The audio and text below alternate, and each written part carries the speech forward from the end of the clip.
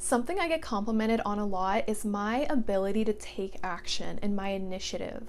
People always tell me that they admire how quickly I take action on things and that when I say I'm gonna do something, I do it. But this is not something that I was born with. It's not just something I'm lucky to have. This is a skill that I've intentionally built over the years. I used to be the type of person who would sit on my ideas, waiting for the perfect time to get started. I would see other people living my dream life and feel so paralyzed by inaction that I never started. And with time, I've slowly been able to close the gap between having an idea and actually taking action towards it. So in today's video, I'm going to share with you how I was able to do that so that you can too. So that if there's something on your mind, something that you've always wanted to go after, but maybe you've been too afraid, I hope that this video inspires you to take that first step. And if you're familiar with my videos, then you know that I like to talk about the mindset shifts and the practical action steps because I believe that real change happens when we combine the inner work with intentional action. And if you like these kinds of videos, definitely make sure to hit the subscribe button, hit the little notification bell, and without further ado, let's get into it. So the first step to making any change in your life is self-awareness. I really believe that this whole self-development journey is really just a journey of knowing yourself, learning your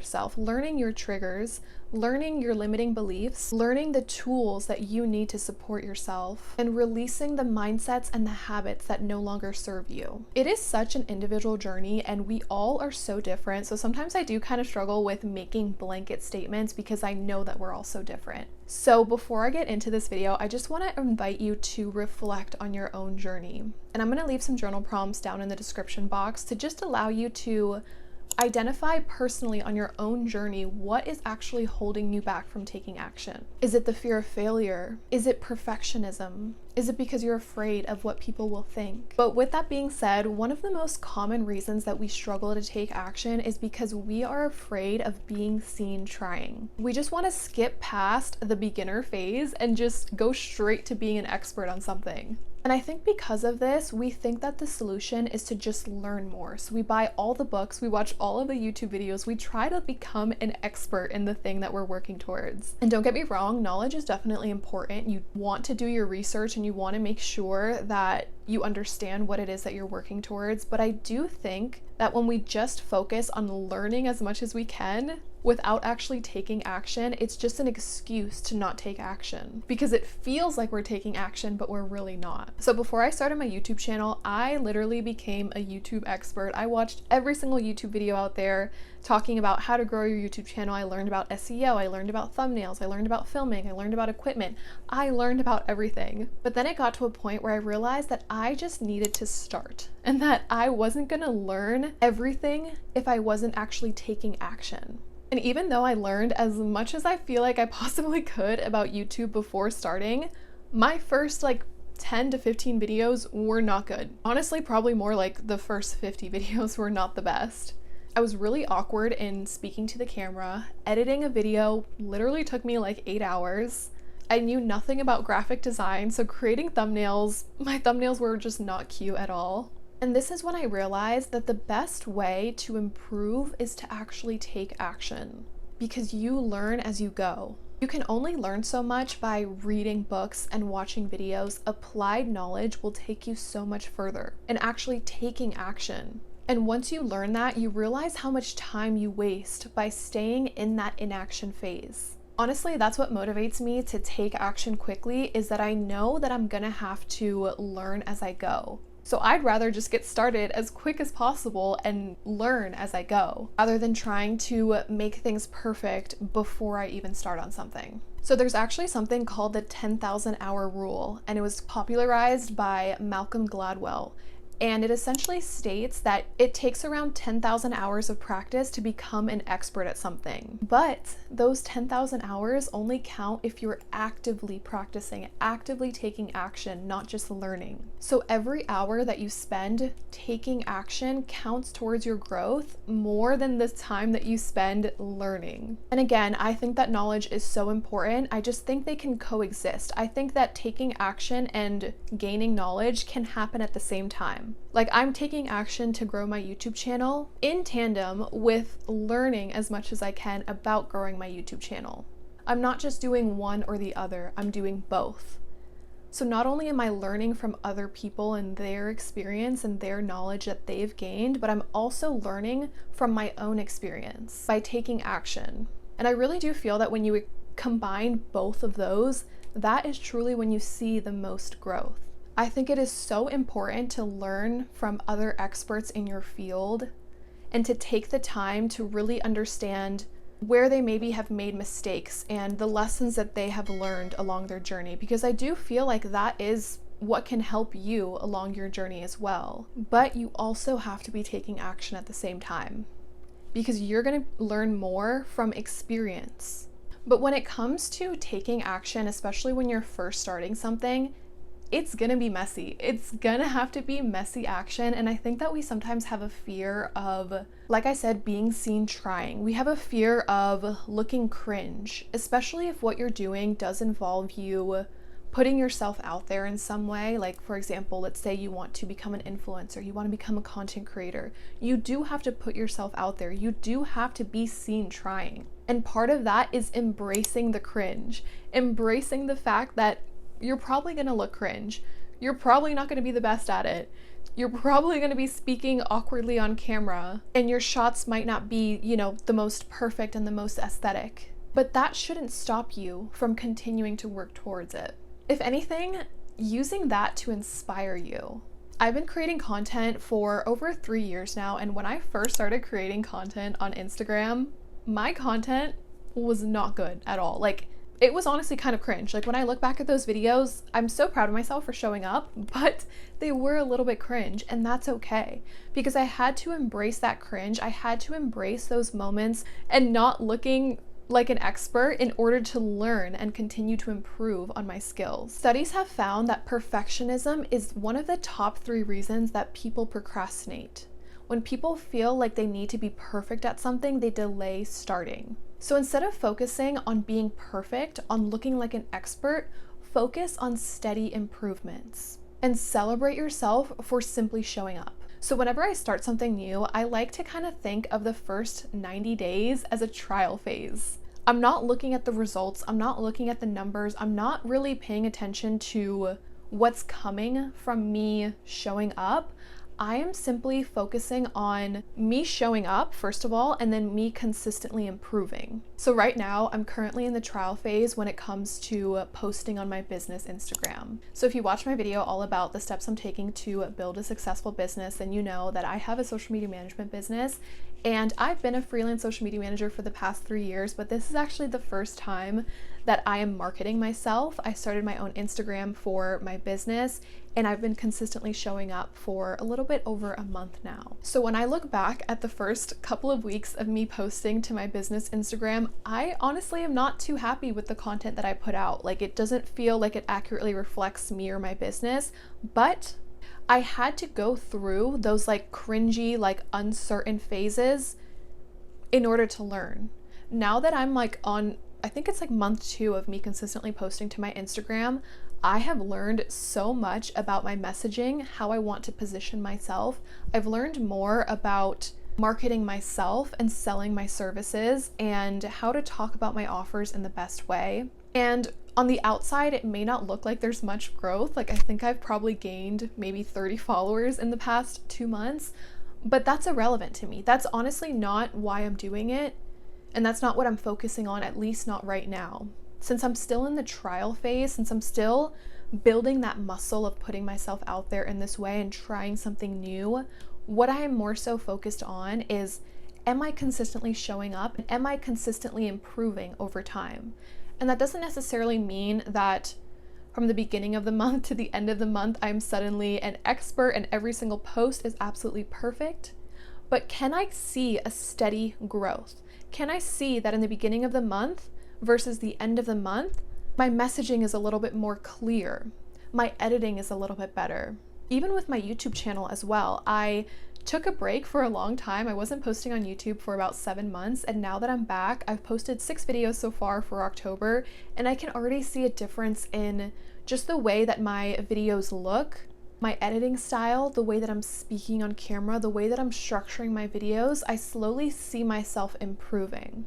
And I think that when you focus more on showing up and consistently improving that's when it becomes easier to stay consistent and to actually show up and take action. So in the past month of getting back to YouTube, I have actually seen a lot of progress on my YouTube channel, which, by the way, if you're new here, thank you so much for subscribing, and I'm just really happy to be back on YouTube and be consistently posting on here and sharing value and growing my community. So just wanted to say that little thank you there. But while I have seen the results from consistently showing up, this didn't happen overnight. I actually just received a notification from YouTube that said, "Congratulations, you've posted your 100th video." And to me, that makes me feel more proud than the amount of subscribers I've gained. That makes me feel more proud than the amount of views that my videos are getting. That I have shown up consistently. While it may not have been a perfect schedule, as in like I never missed a day, I never missed a week, because I definitely have not been 100% consistent, but I have been consistent because I'm back and I'm consistently showing up again. So while my journey hasn't been perfect, the fact that I've reached 100 videos, that to me is incredible, and it's something that I want to celebrate. So I think that this can even help when you're setting goals. I used to make the mistake of setting goals as being outcome based. So each month I would set a goal to hit a certain amount of subscribers, or hit a certain amount of followers, or a certain amount of income. But then at the end of the month, when I didn't hit that subscriber goal and I didn't hit that income goal, I would feel bad about myself, even though I did show up consistently, because I didn't hit that outcome goal. So what I have found that works better for me is setting action-based goals. So in the beginning of October, I set the goal to post twice a week on YouTube. That was how many videos? So actually it was 10 videos since the beginning of October. So by setting an action-based goal, I'm gonna post 10 times this month. That has nothing to do with results, because that is actually something that I can control. I can't control how many subscribers I gain. I had no idea in the beginning of October that me posting 10 times would lead to my channel growing so quickly. I had no idea that one of the videos that I would create in October would essentially go viral. I could not have predicted these things, but the only thing that you can focus on and you can control is how much you're taking action and how consistently you're taking action towards your goals. So when you focus on celebrating yourself just for showing up, that just gives you more and more motivation to actually continue to show up. I definitely don't want to discredit the importance of planning. Do I think that you should just get in front of a camera and just start speaking as soon as you want to start a YouTube channel? No, I definitely don't think so. I do think that there should be a period of planning. I plan all of my videos. I make sure that I have an outline and I have bullet points, and I am prepared for each video, because I know that that is how I'm able to set myself up for success. But you don't want to fall into the cycle of thinking and over planning and never taking action. I love a good plan. I love Notion. I love planning out my life. I love planning it down to every single detail of something I'm about to do or something I'm about to go after, and I genuinely find so much joy in that. But you don't want to get stuck in the trap of doing that so much that you don't take action. And I also think that when you have an idea for something, you need to act while that idea is still fresh.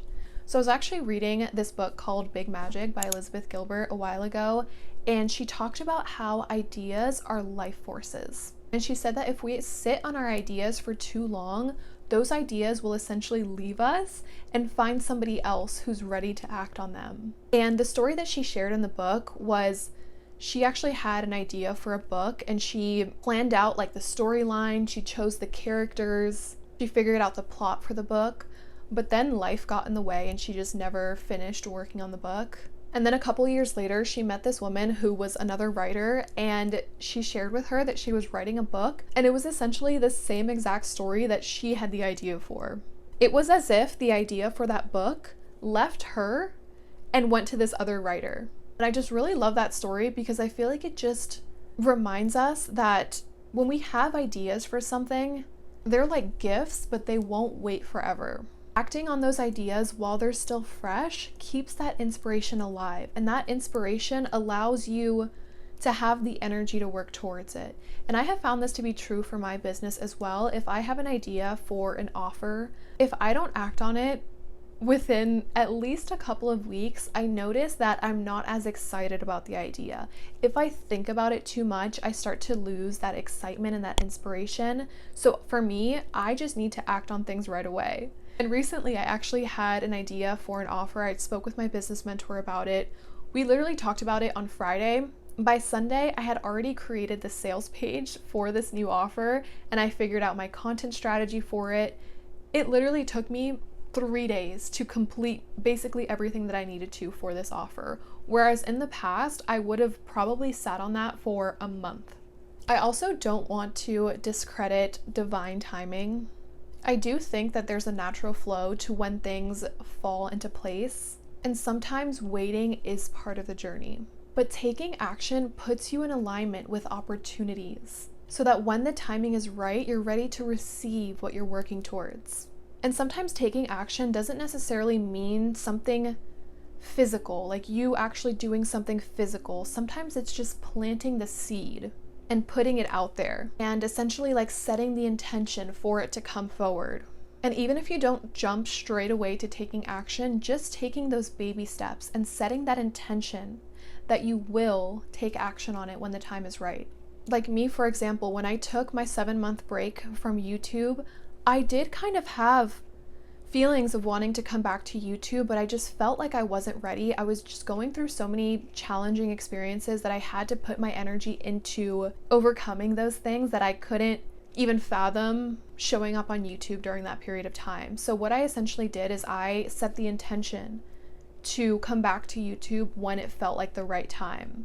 And then here I am 7 months later back on YouTube, and I'm so glad that I did give myself that time. I feel like I really needed that.